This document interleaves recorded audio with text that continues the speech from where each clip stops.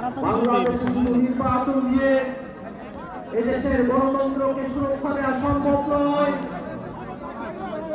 14-18-24 নির্বাচন হয়েছে, কিন্তু বাংলাদেশের গণতন্ত্রকে সুরক্ষা দেওয়া সম্ভব হয় নাই।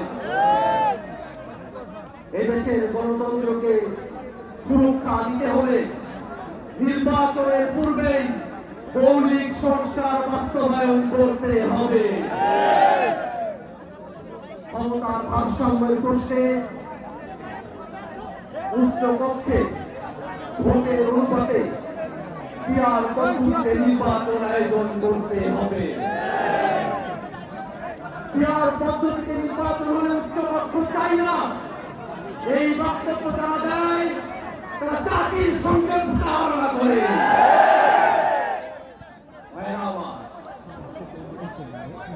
এই বাংলাদেশের মানুষেরা দীর্ঘ সময় ধরে জেল, জুলুম, রিমান্ড,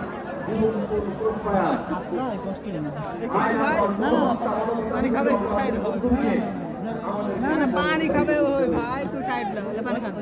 এই বাংলাদেশের মুসলমানরা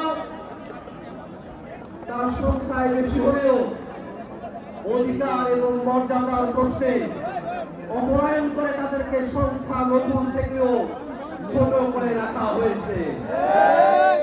ইসলাম পালনের ন্যূনতম অধিকার বাংলার মানুষকে তারা দিতে চায় না। আমরা স্পষ্ট করে বলি, এই বাংলাদেশে ধর্ম পালনের কারণে কোন মানুষের প্রতি আর কোন জুলুম আমরা হতে দেব না।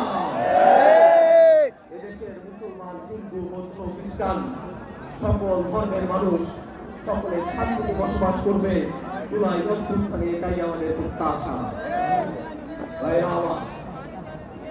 এই বাংলাদেশের মানুষের পানি দিও তো ভাই। আওয়ামী লীগ এবং তার দোসরেরা ভাই এখানে একটা পানি কই দিবে ভাই।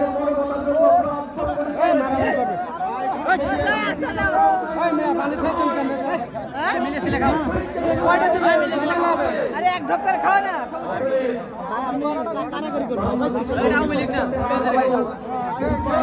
ভাই এক ঢোক করে সবাই খাও। এই শুধু মুখ দাও নিয়ে খাও। এই ওইবার একটু দাও তো এইবারে।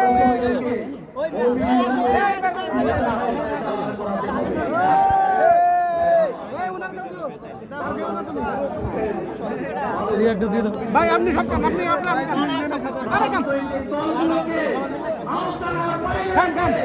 অন্তর্বর্তীকালীন সরকার এই সিদ্ধান্ত নিতে পারে না।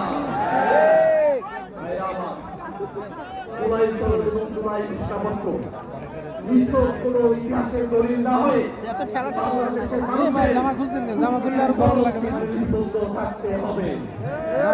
জামা খুললে গরম লাগে আর বেলায় সমস্যা সেটাকে সুরক্ষা দিয়ে বাস্তবায়নের জন্য গরমে যত মোটা জামা গায়ে দেবো তত আরামে থাকবে। জামার ভিতরে একবার কেমিক্যাল লেগেছে। সৌদিরা দেখছেন সবার মোটা জামা গায়ে দেয়।